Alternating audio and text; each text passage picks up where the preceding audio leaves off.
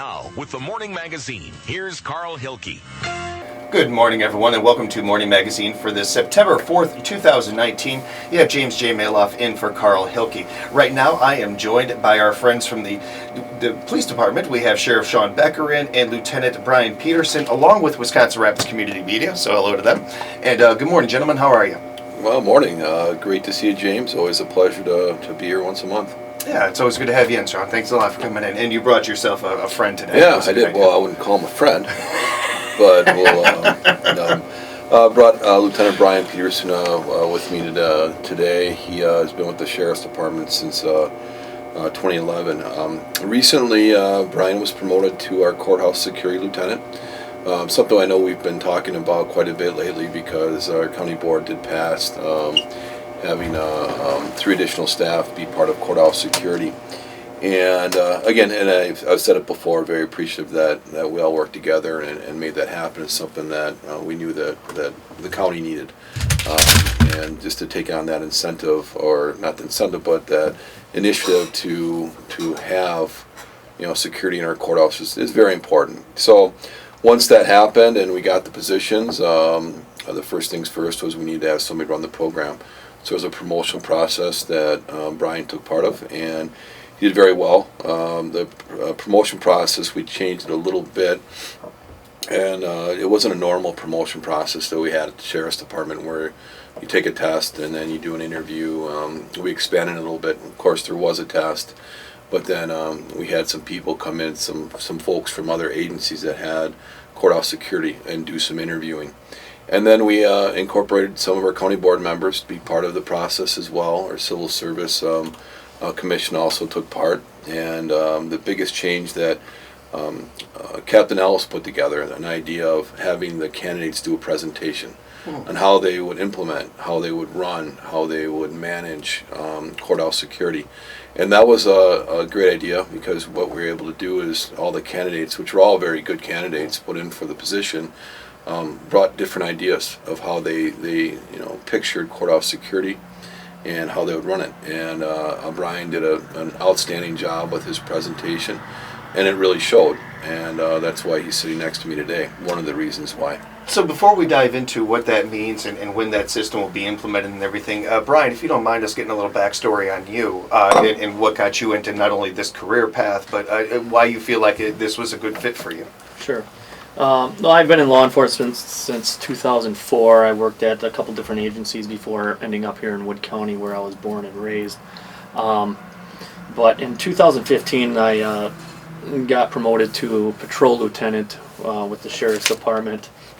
And I think being in that capacity, I got to work in the courthouse a lot more. My time on the road was more limited, and so I had dealings with the courthouse employees and the day-to-day operations of the courthouse every day I worked.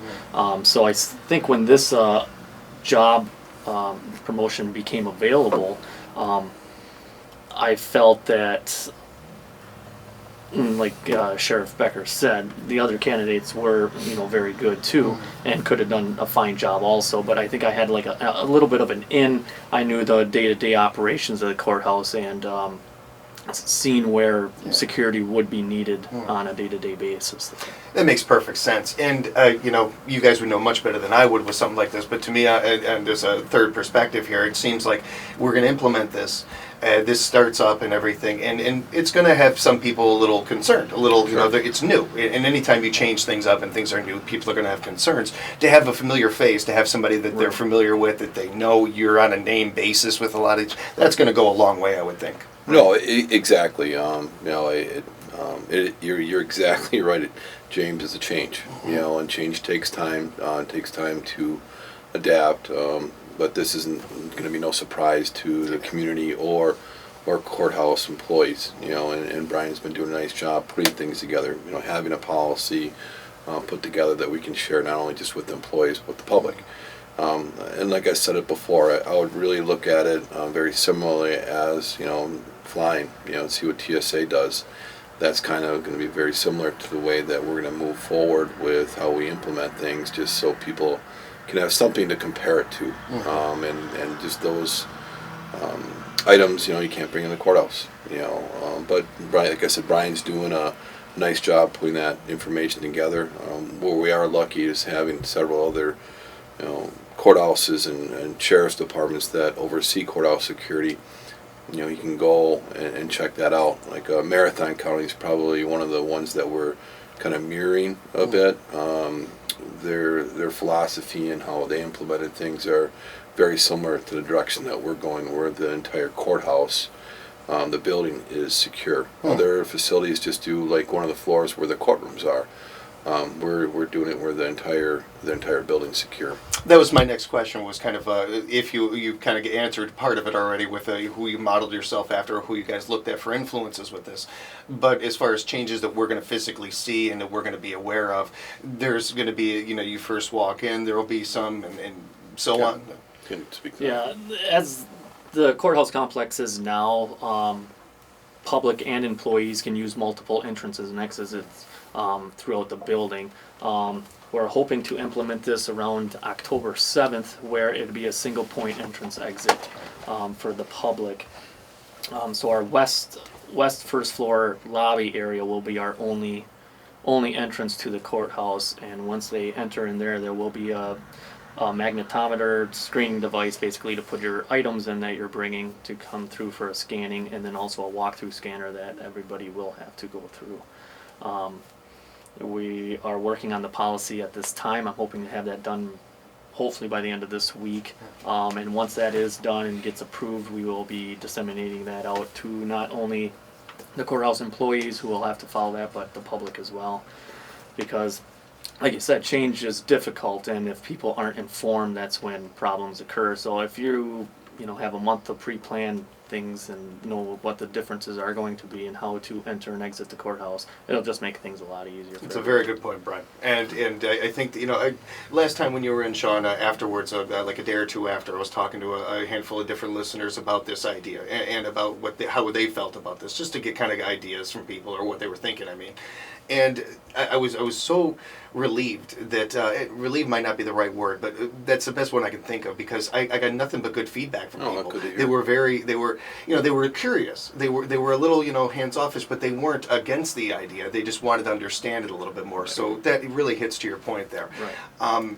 I know for me, I've flown a bunch, and the majority of flying I've done has been after 9/11. Yeah. And anybody that's flown knows you get there an hour or two early, usually at least an hour and a half, 2 hours early, so you can go through the gamut of what that is. I have been pulled out of line a number of times. This hair, what do you expect? It's happened to me, but not because of hair. But I'll tell you, I even when I'm running late, when I've been frustrated, there has never been one time where I have been where I minded, where I didn't have an issue with it. I didn't mind. I would like to think that we all understand why we're going through this, why we're doing these things, why they're in place. We're adults, and to the children, it's up to us to explain to them why this is this way. Why you can't go into the courthouse and ways you used to or anything, and there's a straight answer. It's for everybody's safety. Right. And that is the overall goal here, is to make sure that there's no issues. And one other thing here, too, that I wanted to bring up, and I meant to mention this last time. So often in society, we wait until something happens, and then we do something. Right. Good on you guys. Good on everybody involved in this for getting on this early and not waiting for that to happen, because, that's the last thing, that you want. Like I mentioned before, it's been talked about for years, and I think that the county and county board had to move forward and make a decision and move in the direction that they did. And again, I've said it, I don't know how many times, that I'm very pleased with how things worked out.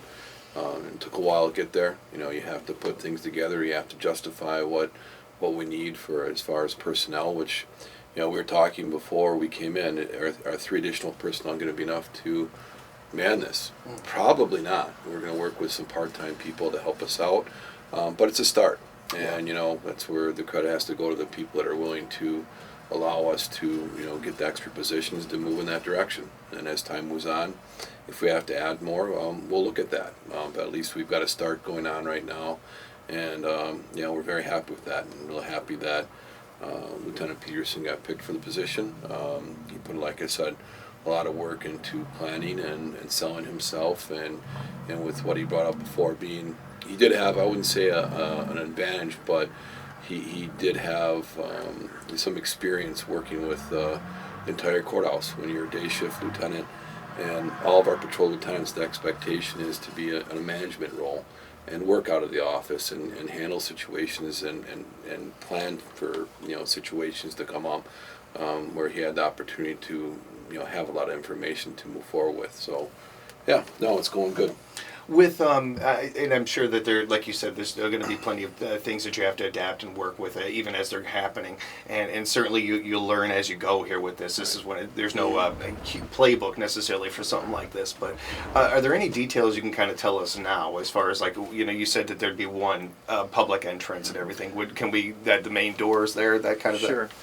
So basically, the doors for the employees will open at 7 a.m. The courthouse will open at 8 o'clock, like it always has for the public. And employees and public as well will all funnel through the west lobby doors, the main entrance of the courthouse. There, any metal in your pockets, watches, belts, stuff like that will have to be removed and put in a bin, just like at the airport, slid through the machine. And then you'll walk through the machine as well, and there'll be tables set up to grab your stuff afterwards, get it, and then you can go on your way. And then once you're completed at the courthouse, the public will have to leave through that same entrance or the same doors that they came in. So it's a single point entrance exit. Other than that, everything else in the courtroom or courthouse will be the same. It's just going to be the entering and leaving. And like you said, especially in the beginning, maybe plan ahead, come 10 minutes early, 15 minutes early. I was able to go to Marathon County and watch their facility and how their courthouse security works. And they have, it takes maybe 30 seconds for you to go through security. So there was no lines, no backup. They had nice, real smooth. They have been in operation for 2 years now.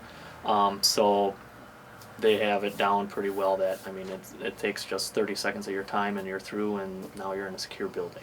It's nice to put a kind of an example there and kind of have a bit of a time frame in your head, a little bit of that, because one of the things in talking to listeners about this, they do bring up the TSA thing a lot, and I just did myself, and there's a big difference there to take into place there of walking into the city hall to the courthouse here and going into O'Hare in Chicago.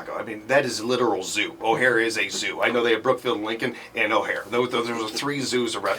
It takes ages to get through there. Right. Whereas the courthouse here, there's not going to be that kind of traffic. Correct. So not only will you be able to focus on people much better, and I'm sure that's going to make your job I don't know about easier, but certainly a lot more set. But you aren't going to have this kind of traffic that you're kind of thinking immediately where your head goes with TSA and all that. Right. Yeah, there are several hundred people every hour. Yeah. Here we're talking a couple hundred people a day. It's like things aren't going to be backed up like people are imagining. It's going to flow pretty smoothly, and we'll get you through as quick as we can.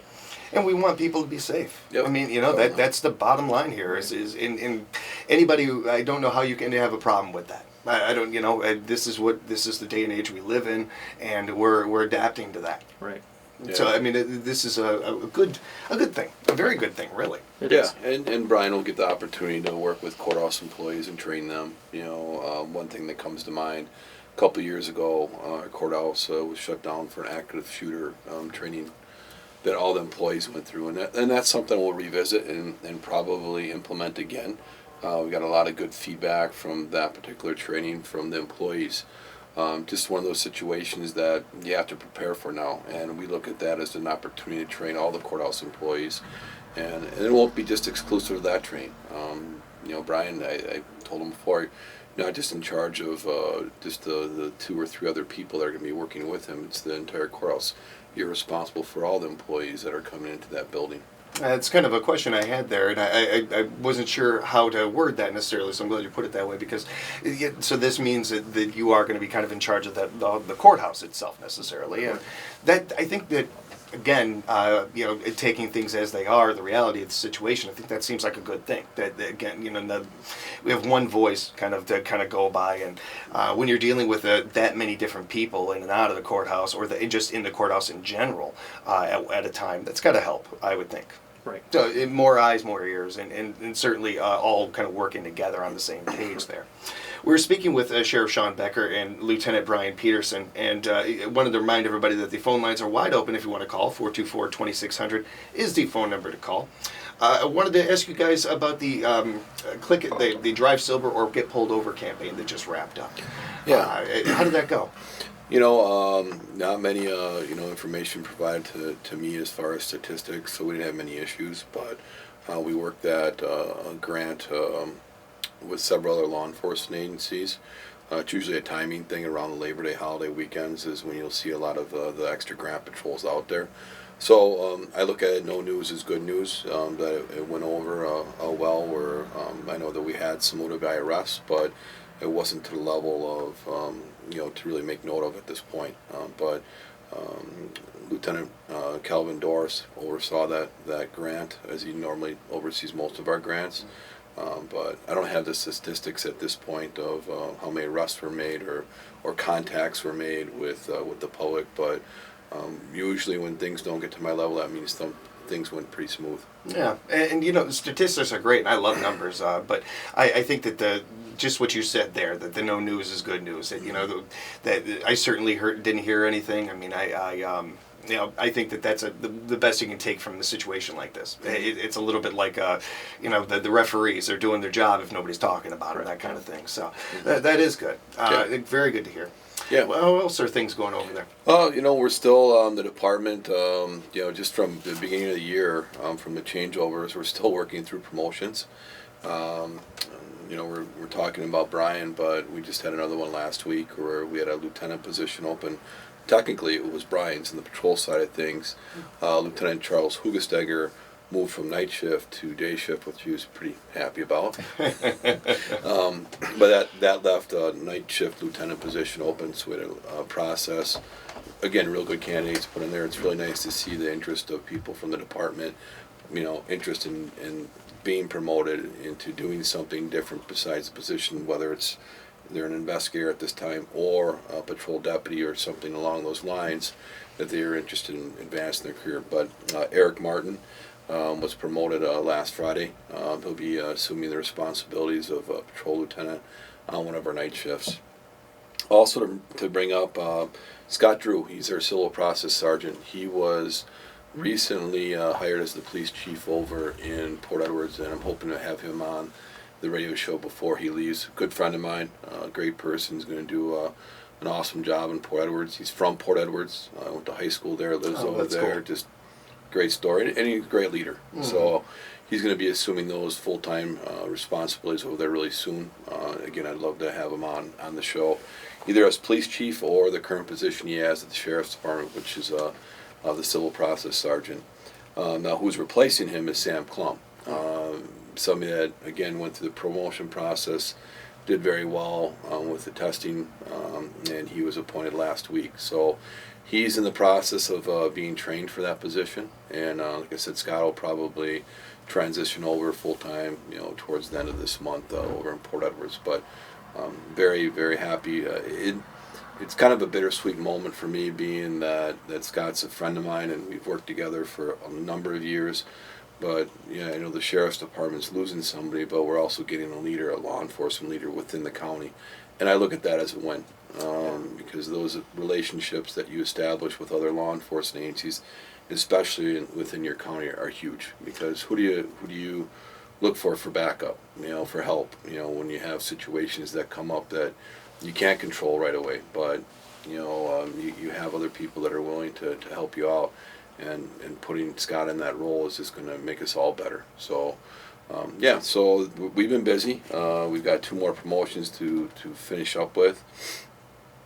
We have an open investigator spot, and we also have a couple patrol sergeants that we have to fill. So I'm hoping the next month or so we'll be ready to have everything behind us, and then of course the hiring process that we're going through that does take time to hire a law enforcement officer. It's not, you come in off the street and you might be qualified, but there's a lot of stuff that we have to go through, application process, a background check, interviews, a physical, a psychological exam to get somebody there. From when we start to have an eligibility list for deputy sheriff, from start to finish, it's several months before somebody's working, and then you got to look at a program of a field training program that Brian can speak on a little bit because he oversaw that program for a number of years. But it takes a while to get a new hire through a program that's usually 10 to 12 weeks long,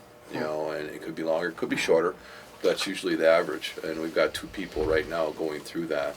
So it's Alex, I'm drawing a blank. Andrew Merkus. And Andrew Merkus, okay. And then Mitch, you can say his last name. Jazewski. Something like that. Yeah, we'll leave that for you to say. I'll just say Mitch, and you could go and fill it in. I don't know how much you don't have to get into too many details here, but can you tell us a little bit about the program, what that entails? Sure. Once they start the FTO process, they are with a full-time deputy, and it's a 12-week process that they go with. Basically, it's cut into 4 phases. So 3 weeks each phase, and you'll be with different FTOs throughout your training period. So basically what we'll do is you'll start on the first phase with the first FTO, then you'll move to another FTO, then a third FTO, and then on the 4th phase you'll go back to the original FTO you were with so he can see the growth and the development that you've had over the training period. And like I said, that'll last for 12 weeks. And then once they're done with the FTO process there, you go into a phase 5, basically for the remainder of your probation period, which is 1 year at the Sheriff's Department. And then you'll have monthly meetings with the FTO lieutenant to go over basically each month how you're doing. So. Okay, all right. I mean, that's kind of what you expect, Right. going into that. Sean, you touched on something there with Brian, and you kind of did it again there with talking about where a person starts, seeing where they start and where they are now, and how the pride that you can take in that, but the pride that this whole community can take in something like that, especially when it's your hometown, I imagine. Right. I'm sorry, I drew a blank there, but your friend you just mentioned taking the job in Port Edwards. Yeah, Scott Drew. Scott Drew, thank you.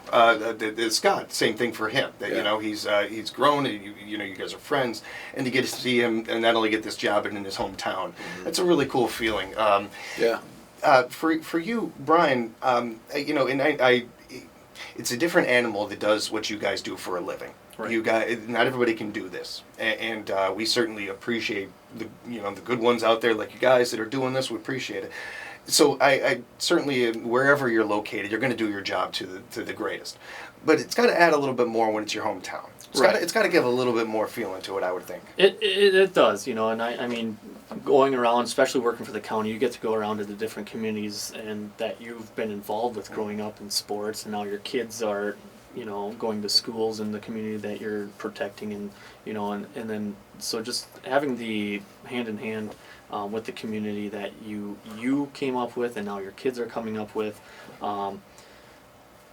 And on a law enforcement aspect of it, it's a lot easier for people, like you said earlier, with like the courthouse, having a familiar face that come and approach. Now if you're having a problem at home, if you're having a problem with your neighbor or whatever, well, here's Brian, I can just go talk to him, and I can at least get you in the right direction or say, hey, no, you need to talk to this person, or I can just handle it too. So it's a lot, just having the capability of having people, I know him, I recognize him, I grew up with him, to be able to come up and talk to you is just huge. And it's interesting you bring that up because that's kind of what I wanted to piggyback off of, is that I got to think that helps in some ways. Sean, one of our first conversations we had was about the making sure that bridge between community and law enforcement and our all that is there, that people don't have any hesitancy to reach out to you guys if they need something or what have you, or to share information, that kind of thing. It helps when you have that local touch, when you have that person like you said there, bro, that people know you and everything. So that certainly does go a long way, and I got to think that every little bit of that helps. Yeah.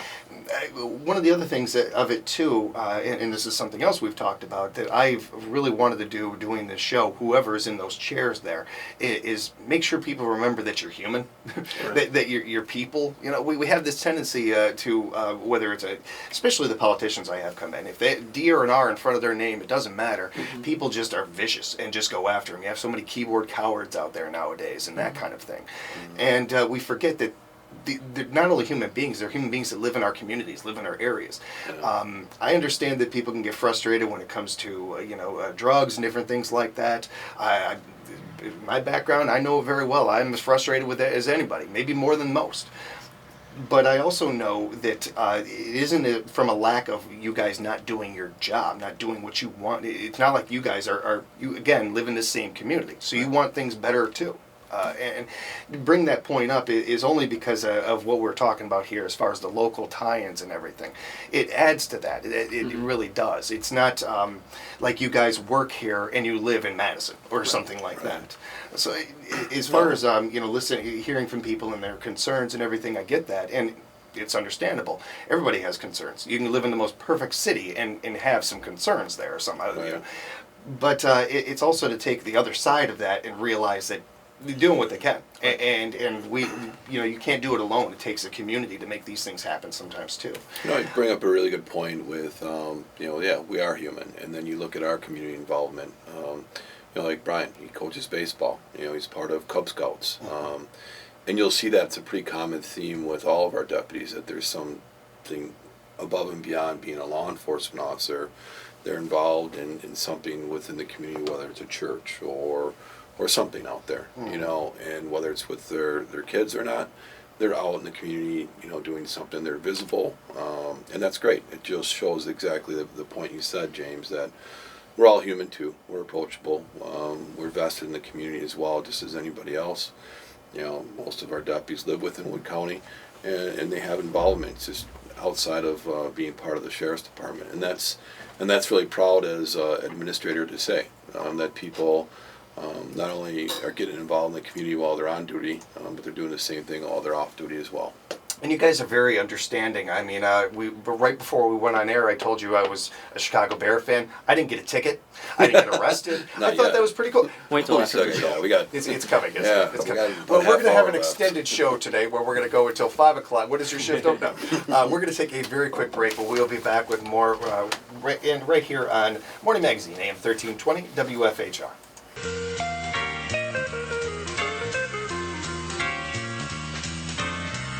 Good morning, everyone, and welcome to part 2 of Morning Magazine. You have James J. Maloff in for Carl Hilke, and we are joined today by Wood County Sheriff's Department Sheriff Sean Becker and Lieutenant Brian Peterson. And again, thanks for joining us, gentlemen. I want to remind everybody that our phone lines are wide open, 424-2600, if you have any question for these guys. You guys also, you've been pretty busy this summer, certainly, with a lot of different community events. I've been wanting to ask, and I'm glad you brought it up, Sean, how the Touch-A-Truck went, because that seemed like a really cool event. Yeah, it was. My daughter, and I got to give her some props here, she works at the Boys and Girls Club, and she does marketing over there, and she came up with this idea. I think she did some searching on the web or something where she found out, hey, this is a pretty cool fundraiser that could go over well in our community. So she teamed up with the Family Center, and they went out and got several local sponsors from the area, and also extended it out to law enforcement, other emergency vehicles, because kids like to see the lights and the siren, and we are happy to take part along with Rapids, Wisconsin Rapids PD, Grand Rapids PD, their fire department over in Grand Rapids, and several other people out there that brought the equipment out there, and we had great weather. Which was really nice, and a great place to have it at the Grand Rapids Lions Club. It's a big piece of property, nice facility where we could park vehicles all over, and we had over 600 people come. And I wouldn't say we're competing with other events going on within Wood County, but the Wisconsin Central State Fair was going on. But I think it worked out pretty good. Hearing some people talk where they had the opportunity to do both events. That's good to hear, and we'll get back to that in a moment. We do have a call coming in, so we'll go ahead and take that. Good morning, you're on the air with the Sheriff's Department. How can we help you today? I just wanted to say thank you for their service and their time that takes away from their family and friends. Oh, thank you so much. We Great call. appreciate hearing that anytime from people in the public. We'll get people that will come up to me and just say thank you for your service, and that's really nice. So thank you, caller. We really appreciate you taking the time to call and just say that. And again, thank you for doing that. There is certainly that stuff never gets old. But Sean, I can see you're just like me. You don't take stuff like that very. I mean, it feels good, but you never know how to react. Yeah, I don't know how to take compliments. I'm horrible at it. I'm better at somebody insulting me than somebody so I know exactly what you want to insult me? Go ahead. That I can handle. That a compliment, I have no idea what to do with. I stammer. No, thank you. I do appreciate that call very much, though. Those calls never get old. We can never get enough of them. But I was happy to hear that the Touch a Truck not only went really good, but that you guys had the land for it, because that's one of the first things I thought of. That's a lot of vehicles over there. Yeah, it was, traffic was okay as far as getting everything over there. The Grand Rapids Lions Club, it's a fenced-in property of several acres, and it just had enough area to facilitate having all these vehicles. It's just one of those. Untouched, I think, pieces of property within our area here that just doesn't get utilized enough. But I do look at it. I'm a member there, if you can't tell. But I think that with all clubs, they struggle right now with people joining them, and the Grand Rapids Lions Club isn't too. They're not alone with that. But it was nice that we had the facility. Jordan did a nice job organizing it. We had our armored vehicle there. That seemed to be pretty popular for people to look at and just ask questions about it. I think that's probably the biggest takeaway I took from being there, just having the opportunity to answer questions about why do you need this, why do you have this, and I had some really good conversations, a lot of positive interaction, so people could see it climb into that vehicle and just to talk about it. It's one of those biggest insurance policies that any law enforcement agency can have that has a SWAT team available to them, and we were fortunate that the government were basically giving the vehicles away. And a few years ago, we took the opportunity to get one along with several other law enforcement agencies within the state, especially central Wisconsin. I know Marshfield Police Department has one, Portage County, Stevens Point PD, Wapaka. We all got them around the same time. And to quickly touch on what we were talking about before the break there, as far as that, making sure that bridge is strong between community and you guys, and people feel easy talking to you and stuff. It starts so often with kids. Yeah, and right. I know for me, when I was a kid, one of the first field trips I went on was the Chicago Fire Department, and my whole life I've loved the fire department and talking to them and that kind of thing. It made it easier for me. It made it a lot simpler. So having kids being able to check out these vehicles and talk to you guys, see you guys, see that you're just people, and that, and it's okay to talk to you, and that goes a long way too, I would think. No, it sure does. I totally agree. I have another call come in. Let's go ahead and take that. Good morning. You're on Morning Magazine. Well, good morning. I'm just wondering, has there been any progress towards Wood County Jail? I had heard rumors it might be expanded or a new location, and et cetera. I'll hang up and listen to your answer. Yeah. Thanks for the call. Great question. Yeah, and interesting too, since we were just talking about the courthouse. Yeah. So that was something I wasn't thinking about. But yeah, thanks for bringing it up. Good call. Yeah, right now what we're doing at the Sheriff's Department is we're moving forward with doing a jail study. And the county board approved that study to take place, utilizing venture architects who they have built jails before. So the first step in this type of a situation is having the study done so we can get information to provide to our county board to decide what direction they want to go as far as, do we want to look at building a new facility, do we want to kind of do the status quo and house inmates out of county, what kind of maintenance issues are we having right now.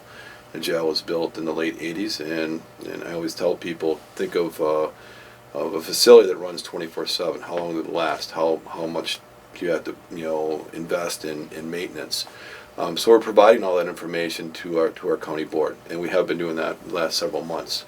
As far as what the costs are to house inmates out of county, and the maintenance issues that are coming up, and then just the changes in corrections in facilities. Again, our facility is built in the late 80s. It's a linear design.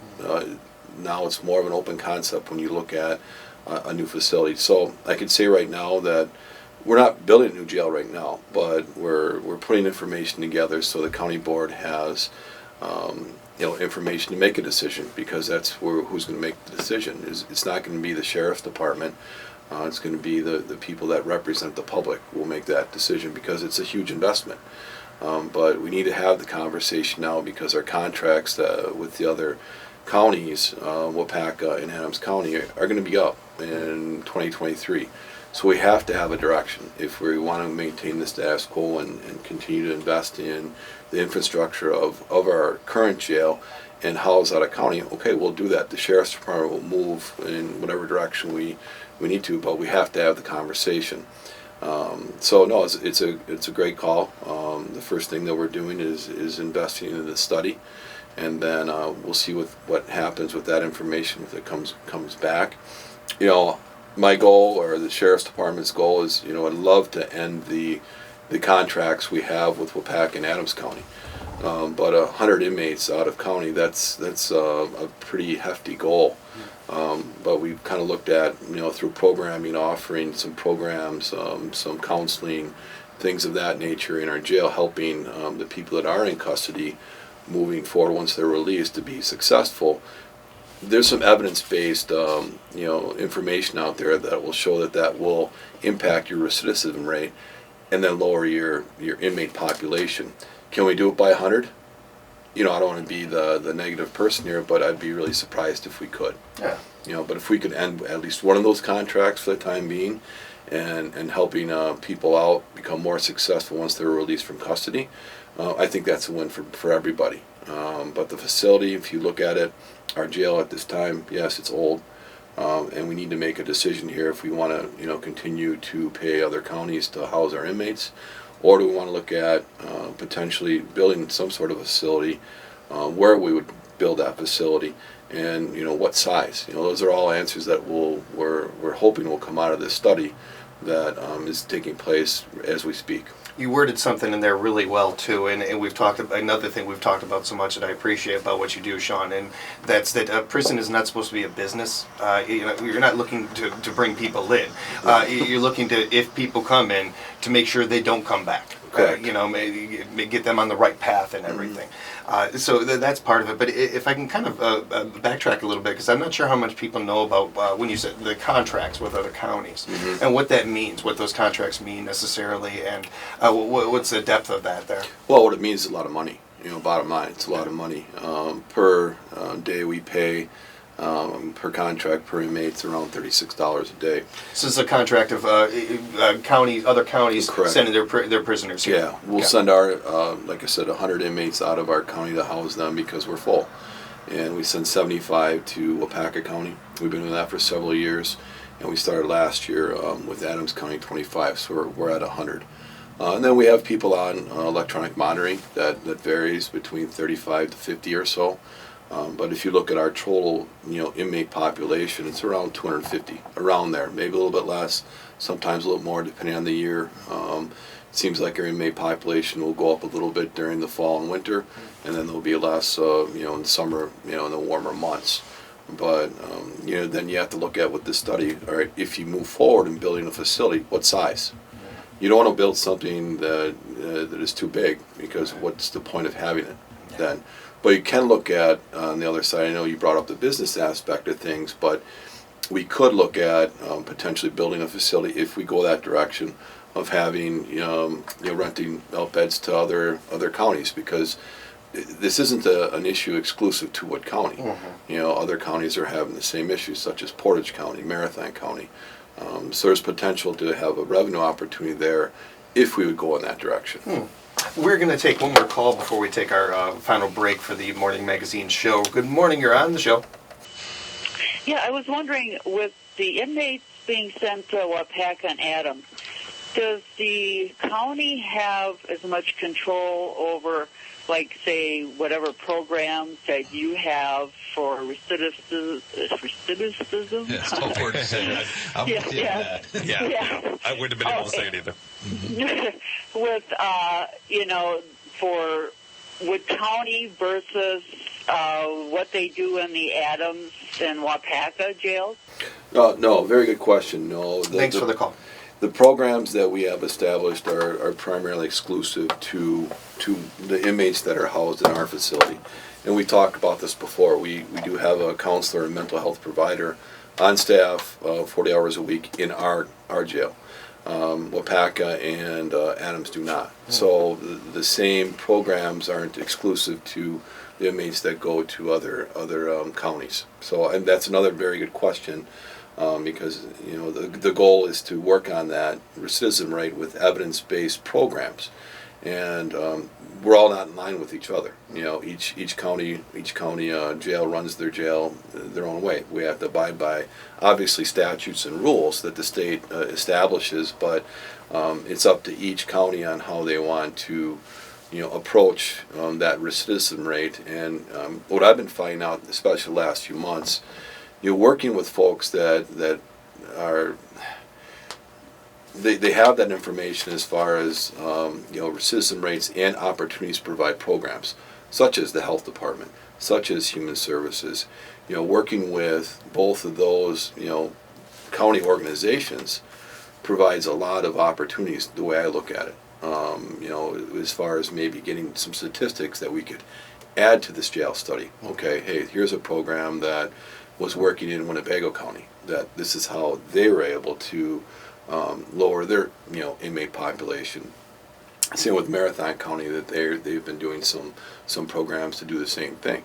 And like I said, my goal, or our goal, is that's shared amongst the sheriff's department, especially in jail, is how can we lower that recidivism rate with some evidence-based programs. And what we're finding out, having the mental health provider has been very helpful. But as the caller brought up a good point, the inmates that are sent to other facilities don't have that communication with our mental health provider or the other programs that we have. We have Wood County Drug Court.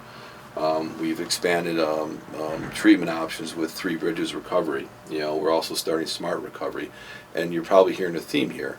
And it's no secret that I can tell you that the majority of our inmates that are within most facilities are suffering from addiction issues, whether it's drugs or alcohol. And what we're looking at, again, going those evidence-based programs, when people have made mistakes in our community and they get sentenced to whatever time it is in our facility, I look at that as an opportunity to provide some help, because they will get released. They're not going to prison forever. They're not going to be in our jail forever. Let's see where we can make a difference once they leave and become productive members of our society and community. Yeah, well, very, very well said. Thank you. We're going to take a quick break, and we'll be back with more with the Wood County Sheriff's Department right here on Morning Magazine, AM 1320 WFHR. Thanks a lot, Emily. 55 in Stevens Point, Marshfield, and Wausau. 57 here in Wisconsin Rapids. We have Morning Magazine, where we are joined by the Wood County Sheriff's Department. We have Sheriff Sean Becker and Lieutenant Brian Peterson in with us. A couple minutes left of show here with you guys, and I wanted to touch on this before we let you go here, the part-time deputy program that you have going on. Yeah, and Brian can speak a little bit on that since he helps oversee the program, but the Sheriff's Department has had a part-time reserve deputy program that has gone on for a long time, probably early 90s, or might have even been in the 80s for all I know, but it's a great opportunity for people getting into law enforcement, especially locally, if they're from central Wisconsin, and when we do a recruitment every fall, it gives people that are getting into law enforcement an opportunity to be a sworn officer, getting paid, get some experience. And it really primarily started with our Parks Patrol, or North Wood County and South Wood County Parks. That's where primarily our part-time deputies would work in, but we've expanded that, and Brian can talk about that a little bit more, where we've been having our part-time deputies work special events upon request, and we've expanded upon it even more with the courthouse security. Yeah, so some of the special events that we've been asked to do is like the Township of Saratoga. Every time they hold an event at their town hall that serves alcohol, they now have an ordinance that an officer needs to be on scene. So we have our part-time deputies fill that spot, along with Auburndale Homecoming, they'd like to have a couple officers go up there and walk around the school, and due to the recent school shootings that we've had. Yeah. So they feel more secure with deputies walking around their area. The state water ski show is a big one for our part-time deputies, along with now just recently the Marshfield Fair added security up there that our part-time deputies have assisted with as well. Like we said, it's mainly in the summertime. It was mainly just the parks, the Wood County parks. But now we've expanded that to include transports to go to like mental hospitals, or also transports for, like we just mentioned, our inmates in other facilities, to bring those back for court proceedings and or doctor's appointments.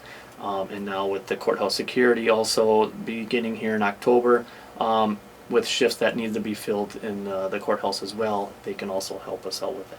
Oh, that's great. It's a really strong program. It has some great legs to it. Yeah. We have time for one more call here. Good morning, you're on the show. Hello. Yeah, hello. How can we help you?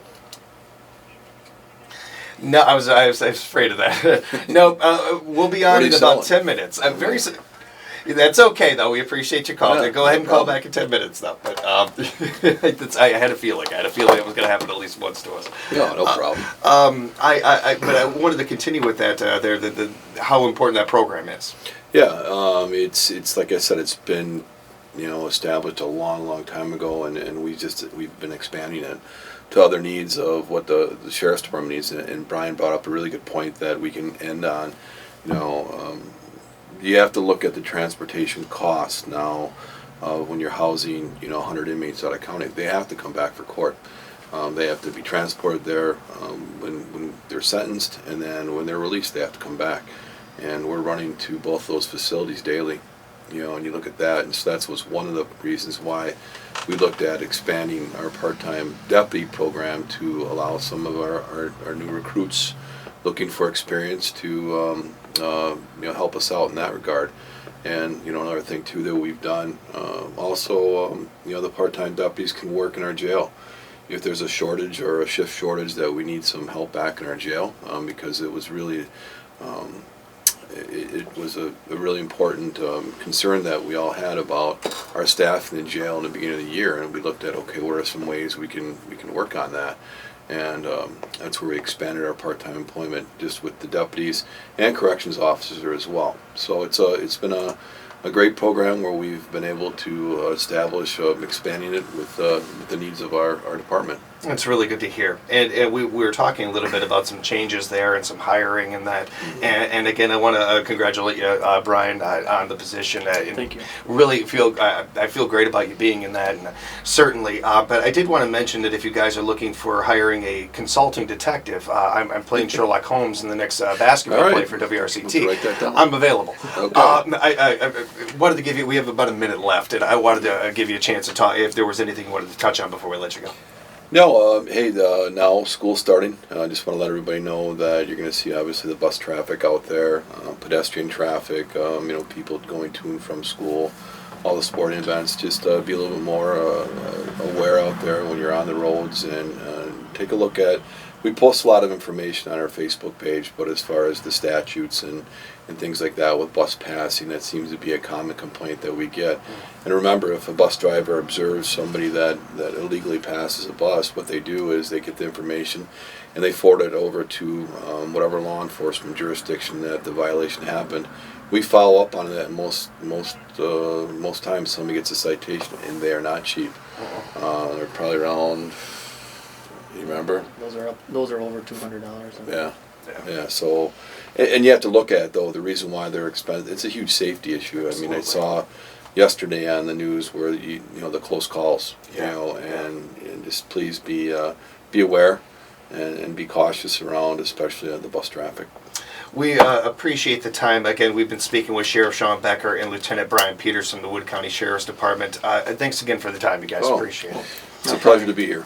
You stay safe, take care, and we'll talk soon. All right, sounds good. Thank you. And we'll be back with more Morning Magazine tomorrow, starting at 11:06 on AM 1320 WFHR.